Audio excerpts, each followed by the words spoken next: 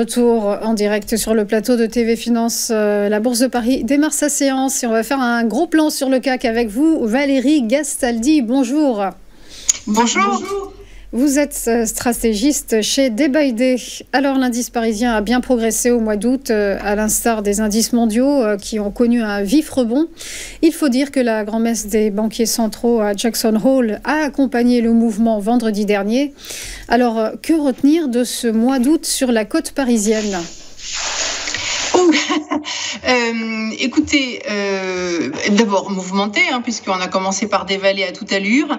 Le CAC 40, en fait, au mois d'août, ce qui était important, c'est que mi-août, il est venu clôturer au niveau des précédents sommets de 2023.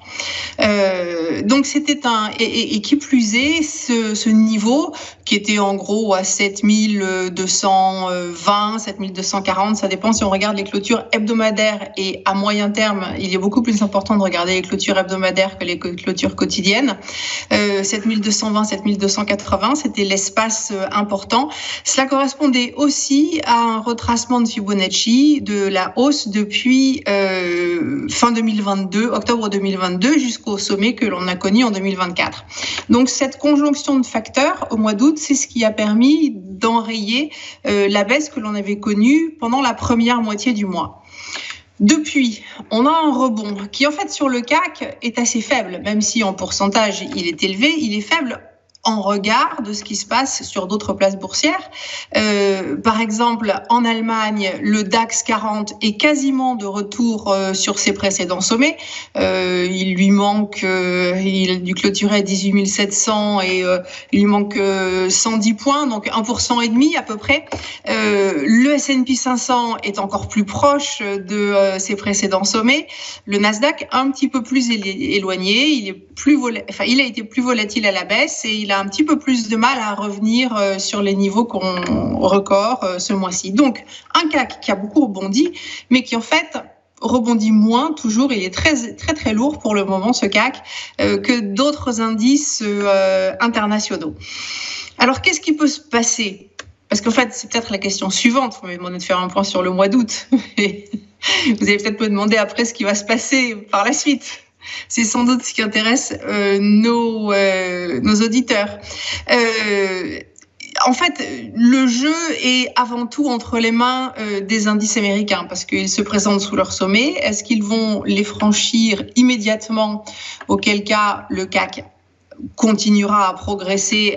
Peut-être qu'il réussira à accélérer un tout petit peu s'il a l'aval des marchés américains qui franchit leurs sommets historiques, notamment le S&P 500.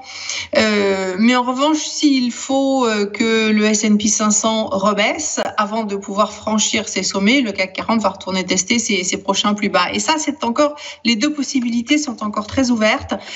Sur le marché américain, le fait que le S&P 500 ait perdu quasiment 10% au début du mois d'août, toutes les fois précédentes où cela s'est produit, il y a toujours eu une deuxième chute de l'indice avant de réussir à rejoindre de nouveaux sommets.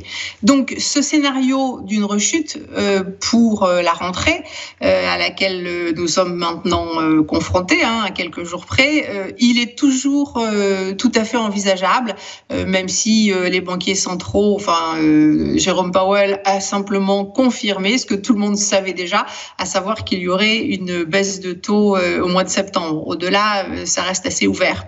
Et en fait, c'est surtout cela qui va compter pour les marchés financiers. Donc, on reste data dependent, comme on dit en bon anglais. On attendra les données pour voir si la Fed peut à nouveau baisser ses taux plus tard dans l'année ou en début d'année 2025.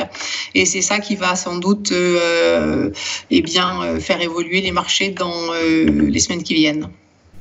Merci beaucoup Valérie Gastaldi pour votre éclairage et belle journée à vous.